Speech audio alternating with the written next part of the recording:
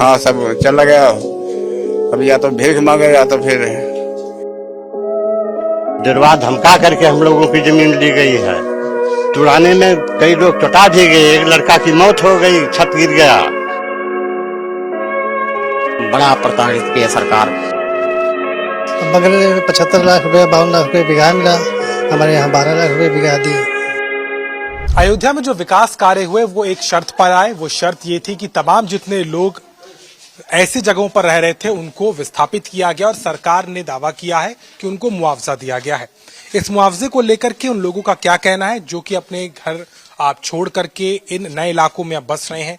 क्या इस मुआवजे से उनके अंदर संतुष्टि है या उन्हें लगता है कि सरकार की तरफ से जो इंतजाम किए गए वो कितने मुकम्मल है? यही तमाम परिवारों के लोग हमारे साथ यहाँ पर जुड़े हैं, उनसे बातचीत करेंगे और जानेंगे कि आखिर इस पूरी प्रक्रिया में क्या उन्हें उचित मुआवजा मिला या किस तरह की स्थितियां आज बनी हुई हैं। चलिए शुरुआत करें। आपका नाम बताएं। महादेव नाम है हमारा। महादेव जी, आपकी कहां पर जमीन थी और आपके लिए किस एवज में वो गई और कितना मुआवजा आपको मिला? हमारा गांव धर्मपुर सादत है और 9-10 लाख रुपए बीघा के हिसाब से जमीन लिया गया है। और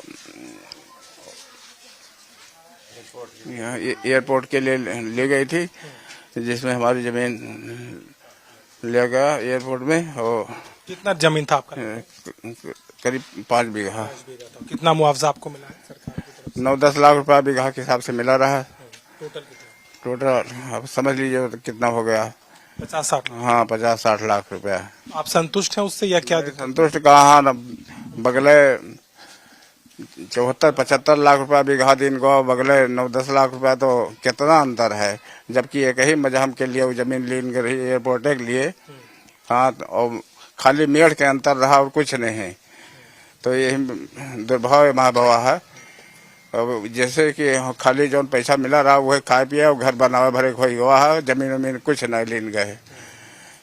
अब जब है अब या और वही से हमारा खर्चा खुराक चल रहा है। और जो बच्चे पढ़े हैं उनको कोनो नौकरी वोकरी तो है नहीं। अब या जो था सब चला गया। हाँ, सब चला गया। अब या तो भीख मांगे या तो फिर क्या जो मन का करे। अब क्या और क्या बताए माँ बचिया। बिल्कुल, और भी कुछ लोग उनसे बात करेंगे। दादा, आपका क्या नाम है? राम सेवक प्रजापति। राम सेवक जी, कितना आपका जमीन था, कितना आपको मिला और क्या आपकी स्थिति? मेरी 8 बीघा जमीन चली गई एयरपोर्ट में और हम लोगों को मुआवजा 12 लाख रुपए बीघा दिया गया। हम लोग संतुष्ट नहीं हैं। बगल वालों को 74 लाख का बीघा दिया गया, हम लोग बगले के होकर के 12 लाख का बीघा दिया गया। हम लोग संतुष्ट नहीं हैं। ज्यादा मिला, उनको क्या कारण बताया गया आपको कि ऐसा क्यों फर्क है? उनको बोला गया कि सिटी के बगल हैं, इसलिए सर्किल रेट इनका ज्यादा है और हमारे गांव का सर्किल रेट नहीं है, तो इसलिए हम लोगों को कम मिला मुआवजा। हम लोग इसमें संतुष्ट नहीं हैं। परिवार बड़ा है, खर्चा भी नहीं चल रही है, इसलिए संतुष्ट नहीं है। आय का कोई और साधन है? इस समय क्या काम करते हैं या परिवार कैसे चला रहे हैं? जो जमीन थी खेत का वही आपका सब कुछ था करना? हाँ, वही मजदूरी हम लोग कर रहे हैं। मिट्टी का बर्तन बनाते हैं हम और मजदूरी सब बच्चे कर रहे हैं और मिट्टी भी हम लोगों को नहीं मिली है अभी। जी, यहाँ पर सरकार ने जमीन दी है, लेकिन जो आपने मकान बनवाया और जो आपको दिक्कतें हैं वो है कि जो राशि मिली वो काफी कम। हाँ, राशि बहुत कम है हम लोगों की। कागज भी हम लोगों को नहीं मिला है, अभी पट्टा का कागज भी नहीं मिला है और डरवा धमका करके हम लोगों की जमीन ली गई है और अभी हमारे गांव पे अभी कुछ नहीं किया है और जबरदस्ती गांव डरवा करके हम लोगों को खदेड़ दिया गया है यहाँ पर।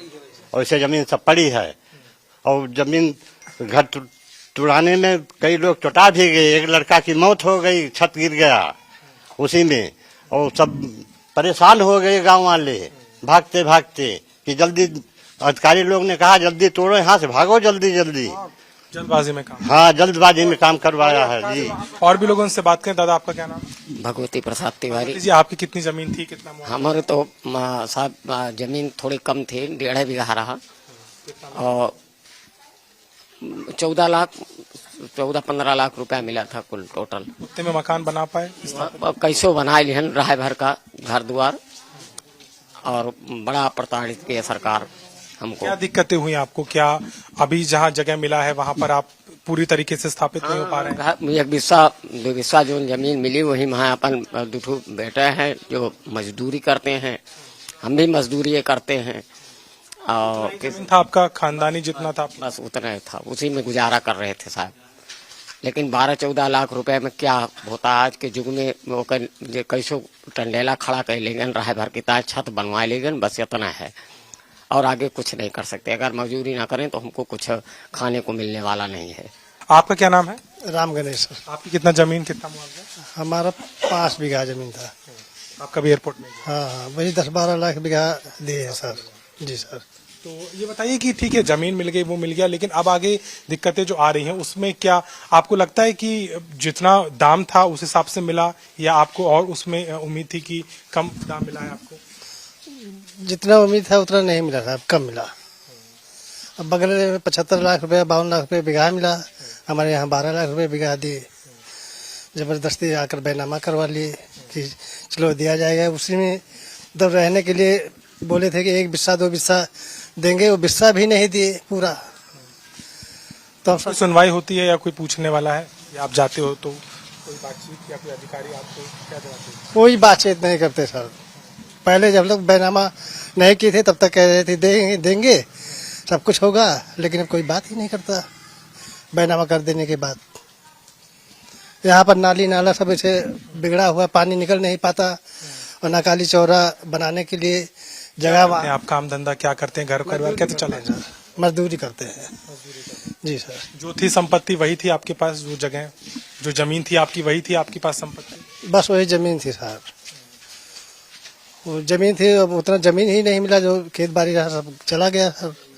अब एक हिस्से में रहकर मकान बन गया, अब क्या करें हम? मजदूरी कराओ और कोई नहीं जा रहा। कुछ बड़ा परिवार है? कितने लोग का खर्चा चला? 10 आदमी का परिवार है। अकेले आप ही हैं? हाँ, 10-12 जने, 2 भाई हैं, बाकी हम हैं। तस्वीर हम आपको दिखाते हैं इस इलाके की। ये वो इलाका है अयोध्या से लगभग 8 किलोमीटर दूर है। वहां से इनको यहाँ पर विस्थापित किया गया और इस नगर को बाकायदा सरकार ने बसाया, जमीन दी है, सबको अपने हिसाब से यहाँ पर प्लॉट दिया गया। वहां इन लोगों ने अपने मकान भी बना रहे हैं, लेकिन इनके आगे सबसे बड़ा सवाल यही है कि जो पूंजी उनकी थी वो उतनी ही थी और अब इसके आगे सबसे बड़ा दिक्कत इनके आगे यही है कि आगे इस पूरे क्षेत्र का विकास और साथ ही साथ में इनको लगता है कि जिस तरीके से सरकार ने इस पूरी प्रक्रिया में मुआवजा दिया वो मिला जरूर है लेकिन पूरा नहीं है और इसके मुताबिक कहीं ना कहीं स्थानीय लोगों को लगता है कि दिक्कतें खत्म नहीं हो रही और आने वाले समय में जिस तरीके से वो इस जगह पे फिलहाल रह रहे हैं वहां भी सुविधाओं का अभाव है, जिसको लेकर के उनको बड़ी शिकायत है और इसी के चलते कहीं ना कहीं वो इन तमाम बातों की दावा कर रहे हैं।